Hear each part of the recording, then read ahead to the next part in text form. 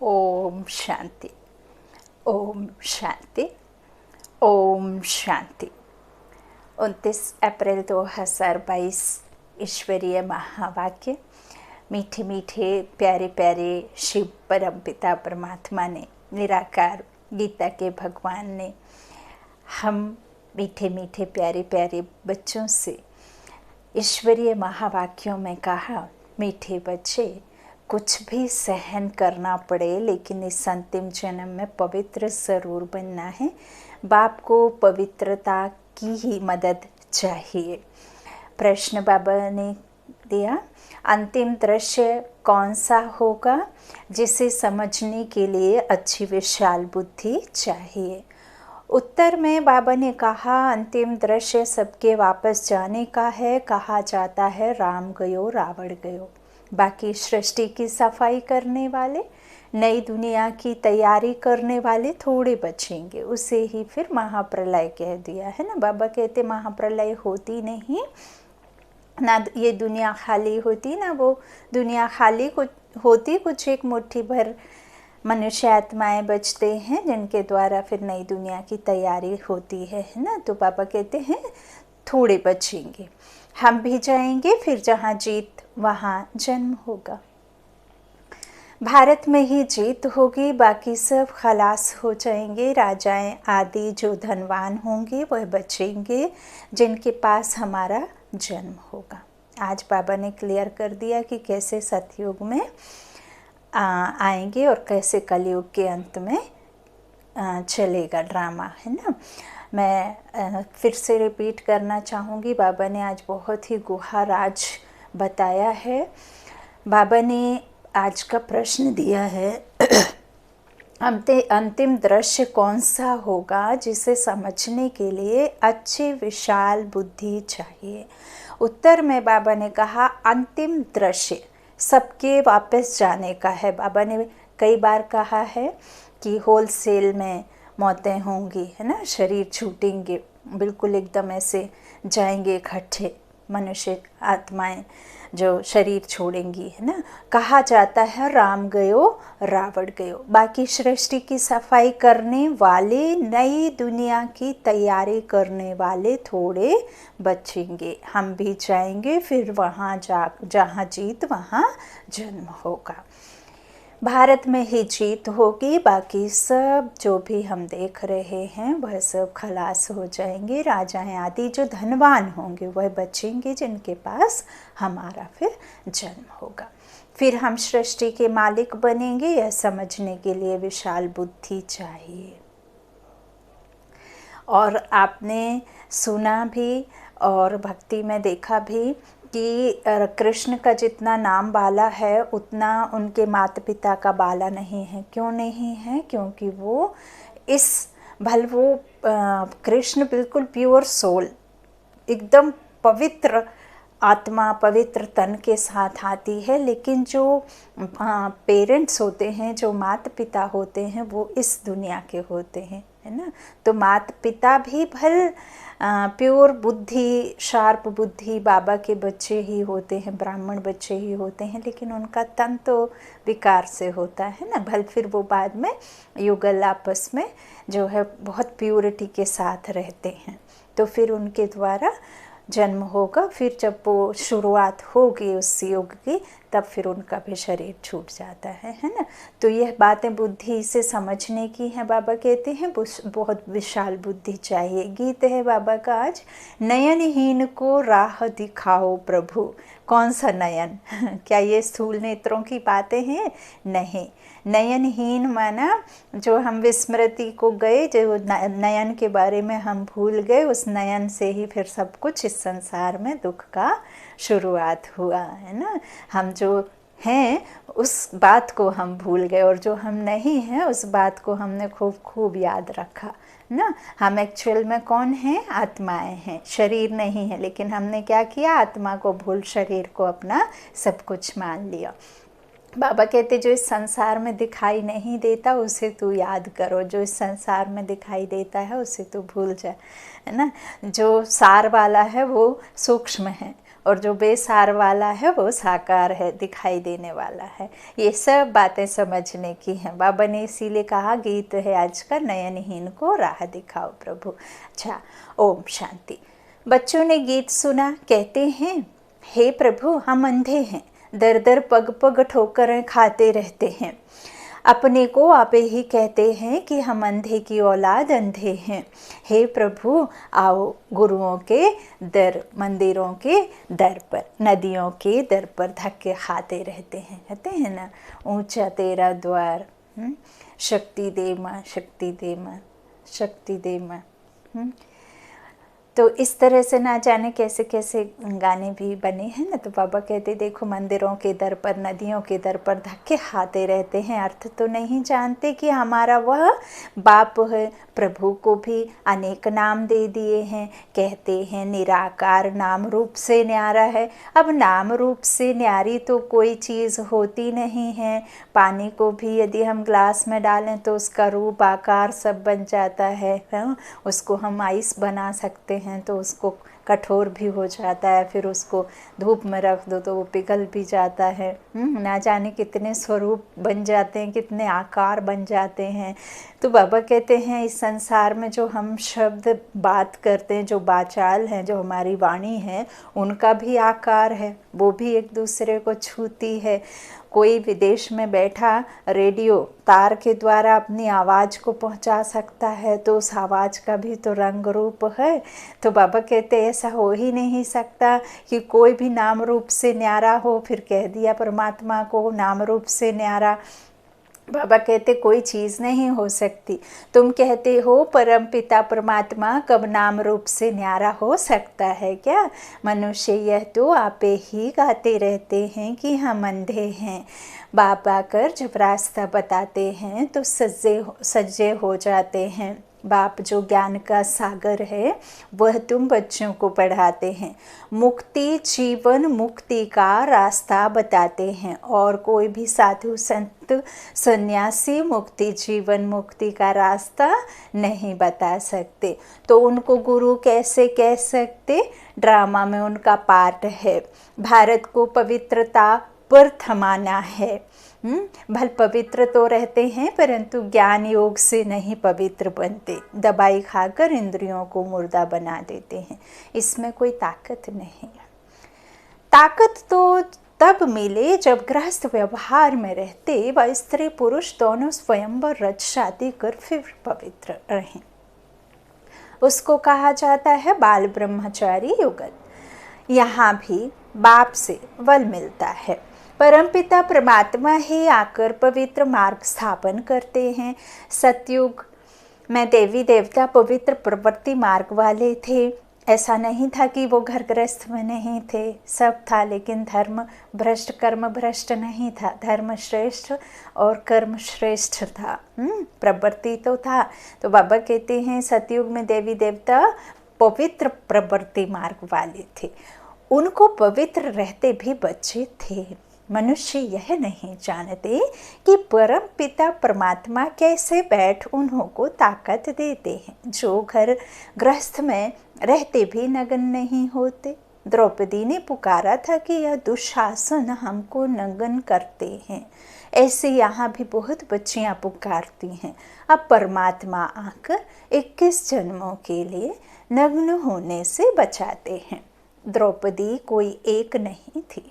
तुम सब द्रौपदियाँ हो। तुम बच्चों को शिक्षा मिलती है। भलपति तुम्हें मारे पीटे परंतु तुमको सहन करना है, क्योंकि पवित्र होने बिगर तुम पवित्र दुनिया के मालिक तो बन नहीं सकती।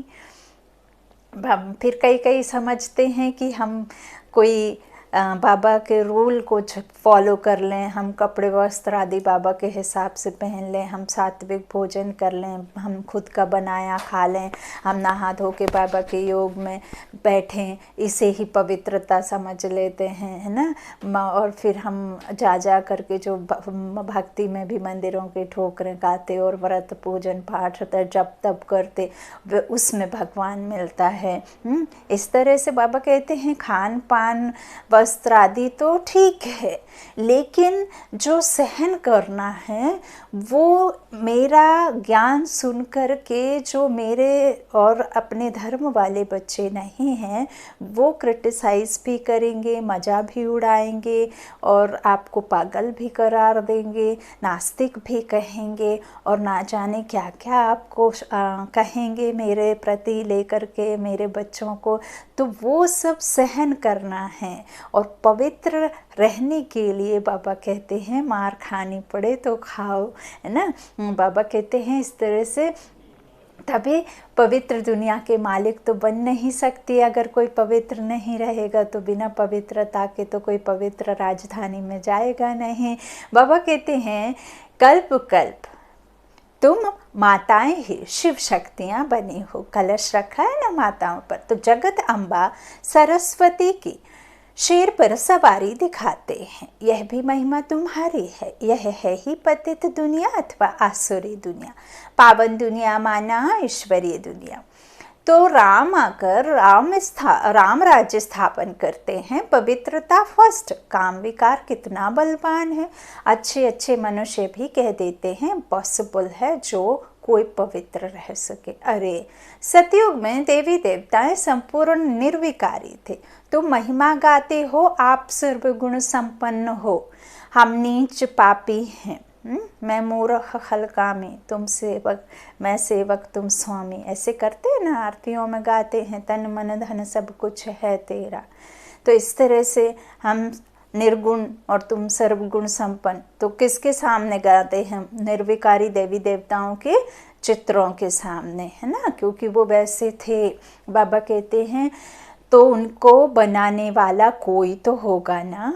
बाप ने संगम युग पर आकर सतयुग की स्थापना की है। बाप ही आकर आसुरी दुनिया को देवी दुनिया बनाते हैं। जो गॉड है वो लॉर्ड की रचना करेगा। अब लॉर्ड तो किसकी रचना करेंगे? गॉड को तो नहीं रच देंगे, है ना। तो गॉड लॉर्ड बना सकता है, लेकिन लॉर्ड गॉड कैसे बन सकते हैं? बाबा कहते हैं मैं आया हूँ देवी दुनिया बनाने, हैं? तो लोग तो पतित का अर्थ भी नहीं समझते हैं। अरे तुम पुकारते हो कि हम सब पतित हैं। हे पतित पावन आओ। भारत पवित्र था तो डबल सिरताज था।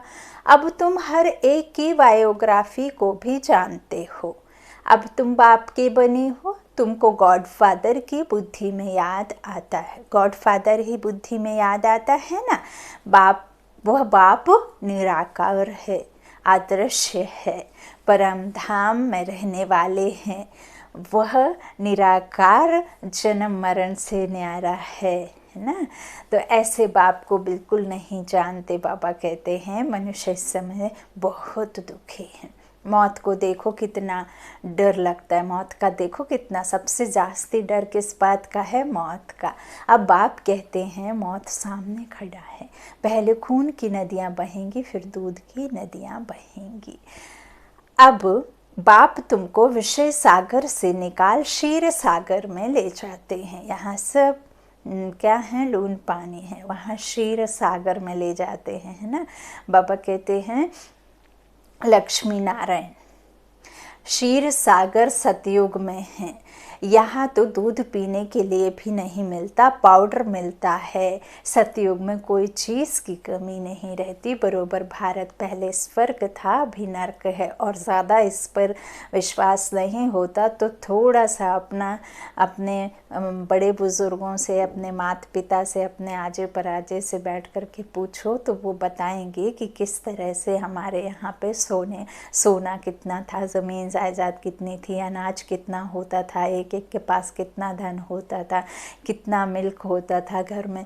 तो थोड़ा भी हम पीछे अपना मन बुद्धि को ले जाते हैं तो सतयुग का हमें चक्र फिराने की आवश्यकता नहीं पड़ेगी और परमात्मा के महावाक्यों पर क्वेश्चन मार्क करने की आवश्यकता नहीं पड़ेगी कि परमात्मा जो है एकदम सत्य है ना। ऊंचते ऊंच महावाक्य श्री श्री परमात्मा के महावाक्य एकदम निश्चय करके और परमात्मा पर जो विश्वास रखना है। तो बाबा कहते हैं कोई चीज़ की कमी नहीं रहती, बरोबर भारत पहले स्वर्ग था अभी नर्क है, एक दो को डसते रहते हैं, शक्ल भी मनुष्य की है परंतु चलन गंदी है, एक दो में लड़ते झगड़ते रहते हैं, है ही पाप, आत्माओं की दुनिया तो सदाचारी, कहाँ से आए, कोई ने दान पुण्य किया तो सदाचारी हो गए क्या? हाँ, हो गया क्या? अभी तो सब रावण की मत पर हैं। देवताएं कितने पवित्र सुखी थे, सिर्फ निर्विकारी थे, बाकी ऐसा नहीं है कि धन धान्य नहीं था या कुछ इस तरह से हम संपत्ति को ही जो है माया कहते हैं। माया रावण रूपी 5 विकार को कहा है जिसकी वजह से हम दुखी हुए हैं। संपत्ति को वैभव को नहीं कहते हैं, माया है ना। तो फिर माया किसको समझ लिया? धन संपत्ति को। तो बाबा कहते हैं राम राज्य और रावण राज्य किसको कहा जाता है, यह भी भारतवासी नहीं जानते। राम राज्य चाहते हैं परंतु वह कौन स्थापन करते हैं यह नहीं जानते। इस समय मनुष्य को जो पैसा दो तो उससे पाप ही करते हैं, क्योंकि है ही पाप आत्माओं की दुनिया। अब तुमको चलना है बाप की मत पर। तुम समझते हो हम तो बाप से वर्षा लेंगे ही, लेकिन यह अंतिम जन्म पवित्र बनो। 63 जन्म तुम विकार में गए हो, अब एक जन्म पवित्रता की मदद करो तो पवित्र रहना पड़ेगा। कृष्ण गोरा था, फिर काम चिता पर बैठने से अब श्याम बने हैं, फिर ज्ञान चिता पर बैठने से गोरा स्वर्ग का मालिक बनते हैं। तुम ही देवता थे। और निर्विकारी को गोरा कहते हैं, जिस आत्मा में कोई विकार ना हो, और जो विकारी है वो काला है ना। तो आत्मा अब गोरी बन रही है। बाबा कहते हैं तुम ही देवता थे, अब असुर बन गए हो, यह चक्र है, पूज्य सो फिर पुजारी। सन्यासी कह देते आत्मा सो परमात्मा। रात दिन का फर्क हो गया, ड्रामा अनुसार सबको गिरना ही है। अब तुमको गुरुओं का गुरु, पतियों का पति, बेहद का बाप मिला है, तो उनकी श्रीमत पर चलना है।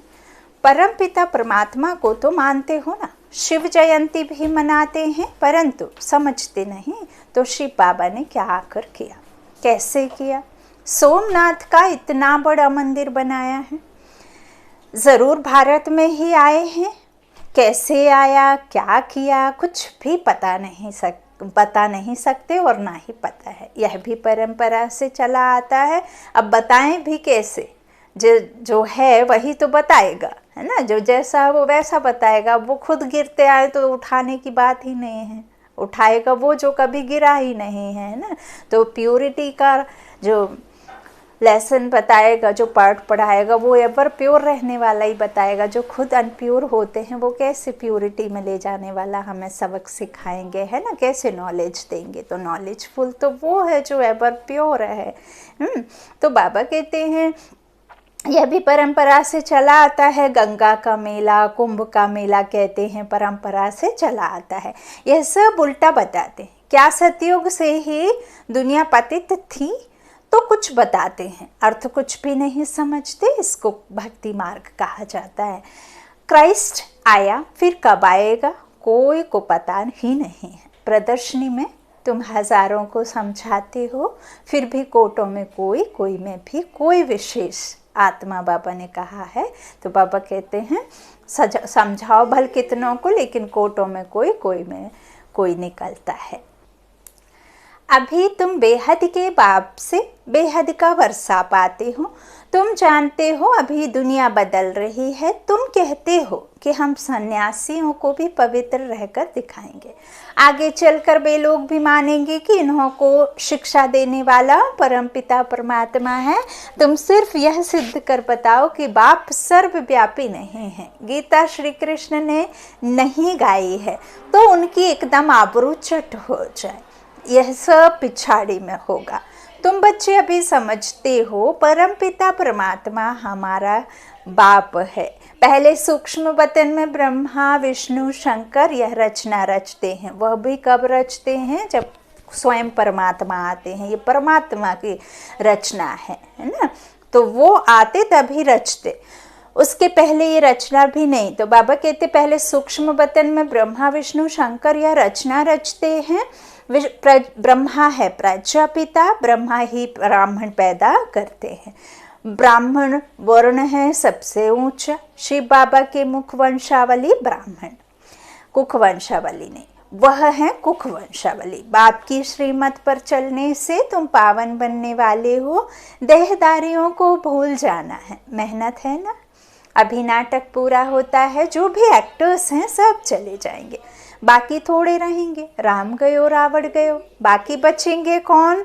दोनों तरफ के थोड़े थोड़े ही बचेंगे, बाकी सब वापस चले जाएंगे। फिर मकान आदि बनाने वाले, सफाई करने वाले भी बचते हैं। समय चाहिए ना, हम भी चले जाएंगे। तुमको राजाई में जन्म मिलेगा, वो फिर सफाई करते हैं। बाबा ने कहा है जहाँ जीत वहाँ जन्म, फिर भारत में ही जीत होगी। बाकी वह सब खलास हो जाएंगे। राजाएं आदि जो धनवान होंगे वह बचेंगे, जिनके पास तुम जन्म लेंगे। सारी सृष्टि का फिर तुमको मालिक बनना है। ऐसे भी नहीं यहाँ का धन दौलत कोई तुमको वहाँ काम में आएगा नहीं। यहाँ की मिल्कियत तो बर्थ नॉट अ पैनी है, सब बिकारी है। तो यहाँ का वहाँ कुछ भी जाता नहीं, वहाँ सब कुछ नया बन जाएगा। सतो प्रधान एकदम, कोई भी कुछ दुख देने वाला नहीं, चाहे वो 5 तत्व हों और चाहे आपका कोई स्थूल धन हो, है ना। तो ऐसा कोई भी धन वहाँ जाएगा नहीं जो तकलीफ देगा। फ्लाइट ही है ना। हम भले बैठते ज़रूर हैं, कई हज़ारों मीलों की दूरी हम कुछ 1 घंटों में तय कर लेते हैं, लेकिन एक बार वो साइंस की बनाई हुई शक्तिशाली विमान नीचे गिर गया तो सारा रखा का रखा रह जाता है ना। तो बाबा कहते हैं इस तरह से ये जो है यहाँ की मिल्कियत तो बर्थ नॉट अ पेनी है, इसलिए वहाँ सब कुछ नया बन जाएगा। हीरे जवाहरों की खानियाँ भरपूर हो जाएंगी, नहीं तो महल कहाँ से बनेंगे। कितनी बुद्धि चाहिए समझने की। तुम बच्चे अभी डबल अहिंसक बनते हो, तुम जानते हो कि हम कोई भी हिंसा कर नहीं सकते। यहाँ तो डबल हिंसा है, सतयुग में हिंसा होती ही नहीं। उनको ही स्वर्ग कहा जाता है। बाप कहते हैं तुम समझते हो ना, यह ज्ञान साहूकारों के लिए मुश्किल है, क्योंकि उन्हें तो यही स्वर्ग है ना। वो ऐसा समझते, जो गरीब हैं वही तो भगवान को पुकारते हैं, जो दुखी हैं वही तो भगवान को पुकारेंगे। साहूकार कैसे पुकारेंगे? उन्हें तो लगता है कि हम जन्नत में हैं, है ना। तो बाबा कहते हैं वो नहीं समझेंगे, है ना। साहूकारों के लिए मुश्किल है, बाबा है गरीब निवास। शिव बाबा तो दाता है। या मकान आदि भी सब तुम्हारे लिए ही हैं, अब बाबा खुद के लिए थोड़ी बनवाते हैं, है ना। तो विश्व का मालिक तुमको ही बनाता हूँ। अब बाबा को कितनी जगह चाहिए रहने के लिए? बाबा को सूक्ष्म से सूक्ष्म इतनी सी जगह तो चाहिए। यहाँ आकर के बैठ जाता है, बोल क्या करेगा ये मकान आदि बना करके। वो भी थोड़े समय आना जाना चलता रहता है, ऐसा नहीं कि आया तो फिर गए ही नहीं, है ना। तो इस तरह से लीज पर लेते हैं थोड़े समय के लिए। बाबा कहते हैं बाबा है गरीब निवास, है ना। अब बाबा को थोड़े ना, वो तो दाता है। ये मकान आदि हमारे लिए थोड़ी हैं, सब तुम्हारे लिए है।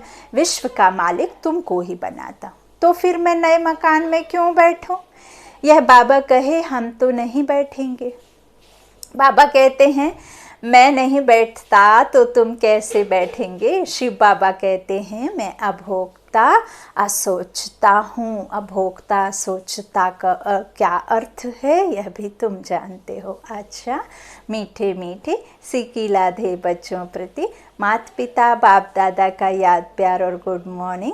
रूहानी बाप के रूहानी बच्चों को नमस्ते। हम रूहानी बच्चों के रूहानी माता पिता बाप दादा को याद प्यार और गुड मॉर्निंग। शुक्रिया बाबा, मीठे बाबा, प्यारे बाबा, सबका साथी सबका सहारा। धारणा के लिए मुख्य सार पहला बाबा ने कहा अब नाटक पूरा हो रहा है, वापस घर चलना है, इसलिए पावन ज़रूर बनना है। कोई भी देहधारी को याद नहीं करना है। दूसरा, बाप से बल लेकर इस अंतिम जन्म में स्त्री पुरुष साथ रहते भी पवित्र बनकर दिखाना है। बेहद का बाप मिला है तो उसकी श्रीमत पर जरूर चलना है। वरदान बाबा ने दिया अपने देवताई संस्कारों को इमर्स कर दिव्यता का अनुभव करने वाले व्यर्थ से इनोसेंट अविद्या स्वरूप भव। जब आप बच्चे अपने सतयुगी राज्य में थे तो व्यर्थ व माया से इनोसेंट थे, इसलिए देवताओं को संत व महान आत्मा कहते हैं। तो अपने वही संस्कारी मर्ज कर व्यर्थ के अविद्या स्वरूप बनो। समय, श्वास, बोल, कर्म सब में व्यर्थ की अविद्या अर्थात इनोसेंट। जब व्यर्थ की अविद्या होगी तब दिव्यता स्वतः और सहज अनुभव होगी। इसलिए यह नहीं सोचो कि पुरुषार्थ तो कर रहे हैं, लेकिन पुरुष बन इस रथ द्वारा कार्य करो। आत्मा पुरुष है और ये शरीर रथ है। कर्मेंद्रियां कर्मचारी हैं, ये ऑर्डर करेगी, कर्मेंद्रियां सुनेंगी और फिर कर्म करेंगी। तो कर्मचारी है लेकिन राजा ये है ना आत्मा। इस तरह से लेकिन पुरुष बन इस रथ द्वारा कार्य करो। एक बार की गलती दोबारा रिपीट ना हो। स्लोगन बाबा ने दिया, रूहानी गुलाब वह है जो कांटों के बीच में रहते भी न्यारे और प्यारे रहते हैं। रूहानी गुलाब वह है जो कांटों के बीच में रहते भी न्यारे और प्यारे रहते हैं। कांटा कौन? ये कलयुग है ना, ये पुरानी दुनिया। और रूहानी कौन? रूह, हम चैतन्य आत्माएं है ना। तो खुशबू देता है कांटों के बीच में रह के, लेकिन बाबा कहते हैं कि फिर ऐसे न्यारे और प्यारे बनो, है ना। मातेश्वरी जी के अनमोल महावाक्य। कई मनुष्य प्रश्न पूछते हैं कि क्या सबूत है कि हम आत्मा हैं। अब इस पर समझाया जाता है, जब हम कहते हैं अहम आत्मा, उस परमात्मा के संतान है। अब यह है अपने आप से पूछने की बात। हम जो सारा दिन में मैं कहता रहता हूँ, वो कौन सी पावर है? और फिर जिसको हम याद करते हैं वो हमारा कौन है? जब कोई को याद किया जाता है तो वो जरूर हम आत्माओं को उन्हों द्वारा कुछ चाहिए, यूं ही तो नहीं याद करते। हर समय उनकी याद रहने से ही हमको उस द्वारा प्राप्ति होगी। देखो, मनुष्य जो कुछ करता है जरूर मन में कोई ना कोई शुभ इच्छा अवश्य रहती है। कोई को सुख की, कोई को शांति की इच्छा। तो जरूर जब इच्छा उत्पन्न होती है तो अवश्य कोई लेने वाला है ना, तभी तो हमारी इच्छा उत्पन्न होती है। और हम उस ईश्वर को जब याद करते तो कुछ ना कुछ हमारी शुभ इच्छा होती है ना। मातेश्वरी जी के महावाक्य। तो अवश्य कोई लेने वाला है, इसलिए हम इस तरह से संकल्प करते। और जिस द्वारा वो इच्छा पूर्ण होती है वो अवश्य कोई देने वाला है, तभी तो उनको याद किया जाता है। नहीं तो रावण को क्यों जलाते हैं और राम को क्यों पूजते हैं, है ना। तो राम दाता है, लेकिन वो राम नहीं, ये निराकार राम है ना, परमपिता परमात्मा, ये दाता है असल में, है ना। तो इसीलिए उन्हें फिर याद करते। अब इस राज को पूर्ण रीति से समझना है, वह कौन है? यह बोलने वाली शक्ति मैं स्वयं आत्मा हूँ, जिसका आकार ज्योति बिंदु मिसल है। जब मनुष्य स्थूल शरीर छोड़ता है तो वो निकल जाती है। कौन निकल जाती है? आत्मा। भले आँखों से नहीं दिखाई पड़ती। अब इससे सिद्ध है कि उसका स्थूल आकार नहीं है, परंतु मनुष्य महसूस अवश्य करते हैं कि आत्मा निकल गई है और ये शरीर अब क्या हो गया? मिट्टी हो गया। तो हम उसको आत्मा ही कहेंगे जो आत्मा ज्योति स्वरूप है। तो अवश्य उस आत्मा को पैदा करने वाला परमात्मा भी उसके ही रूप मुआफिक होगा। ठीक वैसे ही जैसे हमारे शरीर रूपी पिता हम जैसे ही 2 कान, 2 आँख, 1 मुख, है ना, 2 हाथ 2 पैर वाला होता है। तो वैसे ही हम आत्माएं जैसी हैं, वैसे हमारा वो परम पिता होगा, है ना। तो जो जैसा होगा उनकी पैदाइश भी वैसी होगी। फिर हम आत्माएं उस परमात्मा को क्यों कहते हैं कि वो हम सर्व आत्माओं से परम हैं? क्योंकि उनके ऊपर कोई भी माया का लेप छेप नहीं है। बाकी हम आत्माओं के ऊपर माया का लेप छेप अवश्य लगता है, क्योंकि हम जन्म मरण के चक्र में आती हैं। अब यह है आत्मा और परमात्मा में फर्क।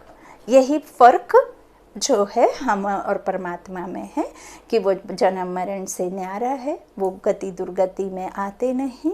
यदि वो दुख दे तो उससे भी दुख झेलना पड़े, लेकिन वो तो है ही दुख हरता, सुख करता, क्योंकि वो किसी को दुख नहीं देता। अच्छा, ओम शांति, ओम शांति, ओम शांति।